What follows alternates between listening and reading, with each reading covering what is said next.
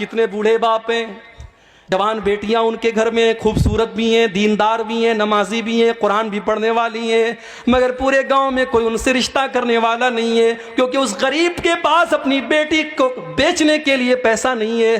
او لوگو، آج ہم نے ایسا ماحول بنا دیا کہ آج بیٹیوں کا سودا ہوتا ہے، جتنا کوالیفائڈ داماد ہو، سرکاری نوکری والا داماد ہے تو الگ قیمت ہے، اچھا بزنس والا داماد ہے تو الگ قیمت ہے۔ آج ہم نے دامادوں کی قیمتیں بنا کر رکھ دی، آج تم اپنی بیٹیوں کا سودا کر رہے ہیں، سودا ہو رہا ہے، اور کون کر رہا ہے؟ اہل حدیث کر رہا ہے۔ بڑے فخر سے ہم کہتے ہیں کہ صاحب سیمانچل میں ایک قوم ایسی بھی ہے کہ پوری قوم اہل حدیث ہے۔ کبھی ہم کہتے ہیں، دوسری جگہوں پر بات نکلتی ہے کہ کٹیہار سے لے کر کے کشن گنج تک چلے جاؤ، ارریا سے فوربس گنج سے لے کر کے آپ پورنیہ کے تمام علاقوں کو دیکھو، بڑی تعداد میں ایک ایسی قوم رہتی ہے جو سب کی سب اہل حدیث ہے۔ مگر اہل حدیث کا مطلب صرف سینے پر ہاتھ باندھنا تو نہیں ہوتا ہے میرے بھائی۔ اہل حدیث کا مطلب صرف نماز میں زور سے آمین کہنا تو نہیں ہوتا ہے۔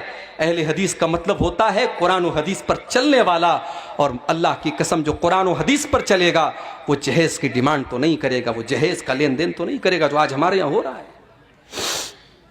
بیٹیوں کا سودا ہو رہا ہے، اور آج ہم نے ایسے حالات پیدا کر دیے کہ بیٹی پیدا ہوتی ہے تو نہ چاہ کر کے بھی باپ کی پیشانی پر بل پڑ جاتا ہے کہ یہ کیسی مصیبت میرے پاس آ گئی، اس کو پڑھانا بھی ہوگا، یہ جوان ہوگی تو زمانے کی گندی نظروں سے اس کو بچانا بھی ہوگا، جب یہ جوان ہوگی تو اس کو زمانے کی گندی نظروں سے بچانا بھی ہوگا، اس کو بے پردگی سے بھی بچانا ہوگا، اس کو بے حیائی سے بھی بچانا ہوگا، اس کے دوپٹے کا بھی خیال کرنا پڑے گا، اس کے کپڑے کا بھی خیال کرنا پڑے گا، اور جب بڑی مشکل سے یہ جوان ہو جائے گی تو پھر اس کے لیے جہیز کا انتظام کرنا پڑے گا۔ انسان کے دل میں یہ خیال آ ہی جاتا ہے کہ اللہ یہ کون سی مصیبت ہمارے گھر میں آ گئی، اس سے تو بہتر تھا کہ مجھے بیٹا ہو جاتا۔ ہم نے یہ حالات بنا دیے، ہم نے یہ حالات بنا دیے، ورنہ بیٹیاں تو رحمت ہوتی ہیں، بیٹیاں تو اپنے ماں باپ کے لیے جنت کی خوشخبری لے کر کے آتی ہیں۔ اللہ کے نبی فرماتے ہیں من ابتلی من هذه البنات شيئا كن له سترا من النار، جس کو اللہ تعالیٰ بیٹی دے دے اور بیٹی کے امتحان میں وہ کھرا اتر جائے، وہ بیٹیاں اپنے ماں باپ کو جہنم کی آگ سے بچائیں گی۔ ایک حدیث میں اللہ کے نبی نے فرمایا من آل جاریتین حتی تبلغا، جس کو اللہ نے 2 بیٹیاں دے دیں اور دونوں بیٹیوں کی اس نے اچھی پرورش کر لی، دونوں بیٹیاں جوان ہو گئیں۔ اچھا لوگ کہتے ہیں نا بیٹیاں پرایا دھن ہوتی ہیں، لوگ ایسا بولتے ہیں، معاف کیجئے گا یہ ہندوستان کا کلچر ہوگا، یہ ہمارے غیر مسلم بھائیوں کا کلچر ہوگا۔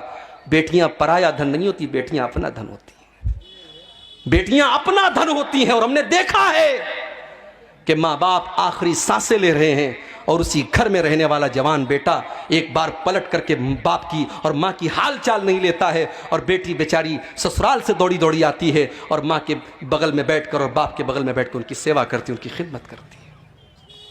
بیٹیوں کو پرایا دھن سمجھنے کی یہ ذہنیت نکال دو میرے بھائیو، بیٹیاں ہمیشہ اپنی ہوتی ہیں، اور جس کو اللہ نے 2 بیٹیاں دے دیں، اور اللہ کے پیارے نبی کہتے ہیں کہ جس نے ان دونوں بیٹیوں کی پرورش کر لی یہاں تک کہ وہ دونوں بیٹیاں جوان ہو گئیں تو قیامت کے دن وہ انسان اس حال میں آئے گا۔ اللہ کے نبی نے اپنی دونوں انگلیوں سے اشارہ کر کے فرمایا کہ جیسے یہ دونوں انگلیاں ایک دوسرے کے ساتھ ملی ہوئی ہیں، لگی ہوئی ہیں، بیٹیوں کی پرورش کرنے والا وہ باپ وہ ماں کل قیامت کے دن جنت میں میرے ساتھ اس طریقے سے رہے گا جیسے یہ دونوں انگلیاں ایک دوسرے سے ملی ہوئی ہیں۔ مگر ہم نے جہیز کی اس رسم کی وجہ سے ہم نے آج بیٹیوں کو بوجھ بنا دیا، اور افسوس کی بات تو یہ ہے کہ مولوی حضرات کے یہاں بھی جہیز لیا جا رہا ہے، مولوی بھی اپنے بیٹے کی شادی پر جہیز لے رہا ہے، اور مولوی بھی اپنی بیٹی کی شادی پر جہیز دے رہا ہے۔ جہیز دینا مجبوری ہو سکتی ہے، لینا مجبوری نہیں ہو سکتی ہے۔ اگر آپ لے رہے ہیں اس کا مطلب کہ آپ اس چیز کو جائز سمجھ رہے ہیں میرے بھائی، آپ اپنی غیرت کا اور اپنی عزت کا جنازہ خود نکال رہے ہیں۔ شادی کے پہلے دن جس بیڈ کے اوپر آپ سوتے ہیں وہ بیڈ آپ کو سسرال سے مل رہا ہے، جو شیروانی پہن کر کے آپ نکاح پڑھ رہے ہیں وہ شیروانی بھی سسرال کے پیسے سے مل رہی ہے، جو خوبصورت ٹائٹن کی گھڑی آپ نے 3-4 ہزار کی لگائی ہے وہ بھی آپ کو سسرال سے ملی ہے۔ تو آپ کس ٹائپ کے مرد ہیں؟ آپ کے ہاتھوں میں تو 2-4 چوڑیاں پہنا دی جانی چاہیے، آپ کو تو خاتون کا لقب مل جانا چاہیے۔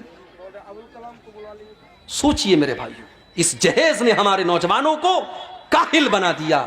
میں کہتا ہوں میرے نوجوان ساتھیوں، تم اگر یہ طے کر لو اپنی کمائی سے، اگر بہترین بیڈ نہ ہوا، ایک معمولی بستر پر اور ایک معمولی چٹائی پر اپنی بیوی کے ساتھ ہم گزار لیں گے، جب اللہ طاقت دے دے گا ہم مسیری کا انتظام کر لیں گے۔ اگر تم یہ سوچ لو ٹھیک ہے ہمارے گھر میں فریج نہیں آئے گا، جب اللہ توفیق دے گا ہم فریج خرید لیں گے، تب تک ہم گھڑے کے ٹھنڈے پانی سے کام چلا لیں گے، ٹھیک ہے ہمارے گھر میں بائک نہیں ہے ہم سائیکل سے سواری کر لیں گے، جب اللہ طاقت دے گا ہم 4 ویلر لے لیں گے۔ یہ مزاج بنا لو، یہ ذہن بنا لو، اللہ کی قسم اللہ آپ کو برکت دے گا۔ لیکن یہ جہیز کی رسم تقریریں کرنے سے ختم نہیں ہوگی، عمل کرنے سے ختم ہوگی۔ جب آپ یہ سوچ لیں گے کہ ہاں اس رسم نے آج سماج کی بیٹیوں کی شادی کو مشکل بنا دیا ہے۔ بیٹی جوان ہوتی ہے 20 سال کی عمر میں، بیٹا جوان ہوتا ہے 20 سال کی عمر میں، اور اس جہیز کی رسم کی وجہ سے اور شادی بیاہ کی ان رسموں کی وجہ سے آج بیٹیاں 30 سال کو کراس کر رہی ہیں، بیٹوں کی عمر 25 سال کے پار ہو رہی ہے۔ اتنی عمر ہونے کے بعد ان کی شادی ہو رہی ہے۔ میرے بھائیوں، اتنی عمر تک اگر ان سے کوئی گناہ ہو جائے تو اس کا ذمہ دار کون ہوگا؟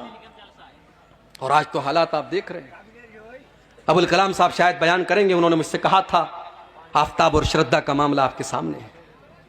کوئی پہلا کیس تو نہیں ہے اس دیش کا، اس کے پہلے بھی ایسے کیس آئے کہ ظالم شوہر نے بیوی کے ٹکڑے ٹکڑے کر دیے، ظالم بیوی نے اپنے شوہر کے ساتھ بے وفائی کر کے گلا ریت دیا، اس کے بدن کے ٹکڑے کر دیے، مگر وہاں میڈیا کو مسالہ نہیں ملتا تھا۔ یہاں میڈیا کو مسالہ مل گیا کیونکہ نام ساتھ میں آفتاب کا آ گیا۔ فیس بک کے اوپر نارمل پوسٹوں میں کمنٹ آتا ہے کہ مسلمان سے شادی کرنے کے پہلے دیکھ لینا اس کے گھر میں فریزر تو نہیں ہے، کہیں تمہارے بھی بدن کے 36 ٹکڑے نہ کر دے۔ میرے پیارے ساتھیوں، سب کی جڑ یہ ہے کہ آج ہم نے اسلام کو بالائے طاق رکھ دیا، ورنہ یہ اسلام کی تو تعلیم ہی نہیں ہے کہ لڑکا اور لڑکی بغیر نکاح کے ساتھ میں رہیں۔ بھارت کا قانون اجازت دیتا ہے کہ لڑکا لڑکی بغیر نکاح کے ساتھ میں رہ سکتے ہیں، اس کو لیو ان ریلیشن شپ کہا جاتا ہے، مگر اسلام کی نظر میں یہ زنا ہے، اسلام کی نظر میں یہ بدکاری ہے، اسلام اس کی اجازت نہیں دیتا۔ ارے اسلام تو اس بات کی بھی اجازت نہیں دیتا کہ نکاح کے ٹائم آپ کے دل میں یہ مقصد ہو کہ میرا مقصد صرف اپنی سیکسول ڈیزائرز کو پورا کرنا ہے، اپنی جسمانی خواہشات کو پورا کرنا ہے۔ اگر صرف خواہش کو پورا کرنے کے لیے آپ نکاح کر رہے ہیں تو معاف کیجئے، نکاح کا یہ مقصد نہیں ہے۔ اللہ نے قرآن میں فرمایا محسنین غیر مسافحین، نکاح کا مقصد گھر بسانا ہے۔ آپ گھر بسانے کے لیے نکاح کر رہے ہیں، اس لڑکی کو آپ گھر میں لا رہے ہیں تاکہ ایک نیا پریوار بسائیں، ایک نیا گھر بنائیں۔ تو جہیز کی اس رسم کی وجہ سے بھی آج سماج میں بڑی برائیاں ہو رہی ہیں۔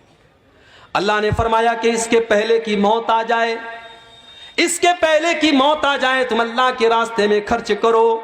جب موت آ جائے گی تو تم یہ کہو گے کہ اے اللہ کاش تو مجھے تھوڑا سا وقت اور دے دیتا تاکہ میں تیری راہ میں صدقہ اور خیرات کرتا۔